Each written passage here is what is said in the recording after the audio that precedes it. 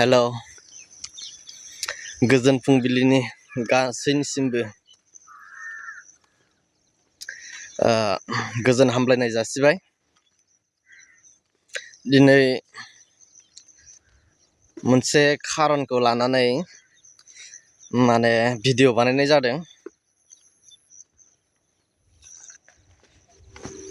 बे भिडिअखौ आं साखाथियावनो बिथिं होगोन, नायलांबानो जाबाय।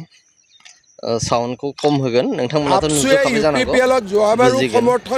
नाथाय आंनि नोजोराव नोंथांमोनाथ' नुखाबाय, बे भिडिअखौ नुदोंबाबो नायबानो जाबाय। आं माबाखौ होगोन, नाथाय बे मोनसे आफादा खिबुआव मा अर नांखो बुजिना मोनाखै आरोना आङो। बे राजखान्थि हान्जाजों थाङाबा बिराद मोजां जागौमोन आरोना। बिराद जारलालै, मालाबा बुथारजागोन बिसोरो। ओरैनो सिगां समाव जोंफोरा गियोमोन बे आफादखौ, माने थांखु बिरि जानो गियोमोन, जौ सिगारेट सोबनो लोंनो गियोमोन, माने गाज्रि खामानि मावनोनो गियोमोन आरोना। जेरै सिखाव दाखायदा आर्मि पुलिसखौ नुबा गियो, आर्मि पुलिसनि नाम खोनाबा गियो, थिग बे हान्जाखौ बर' सुबुंफोराबो बिराद गियोमोन, मान होयोमोन, सनमान होयोमोन, बिथांमोननि खोथाखौ मानियोमोन। खिन्थु नैबे दानि समाव गिला आरो फोथायनाय गैला, गिनायबो गैला।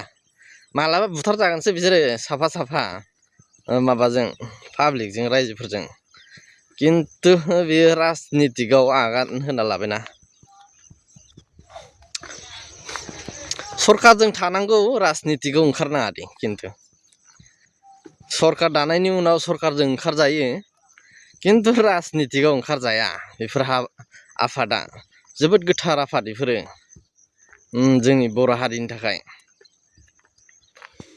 माने गावखौनो गाव मा बुजियो।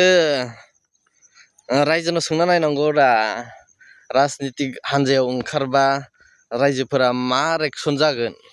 रायजोफोरनाव सोंना नायना, जोंफोरनाव सोंना नाय, अब्लानो बुजिगोन। जिखुनु जाया, बारा गोलाव बुंला, गासिबनोबो रानना हरबानो जाबाय। आं बे भिडिअ क्लिपखौ साखाथियावनो होखागोन, नायबानो जाबाय, बुजिबानो जाबाय। आरो गासिबनोबो शेयार खालामना हो। आरो नोंथांमोना गोदानै फैदोंब्ला साबस्क्राइब खालाम, लाइक खालाम।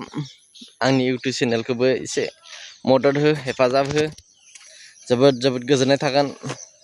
सान ओंखाराखैलै जोंनियाव दाबो नै। बारा गोलाव बुंबा दा गुन्दा दानोसो होनलायलांगोन, फाग्लासो।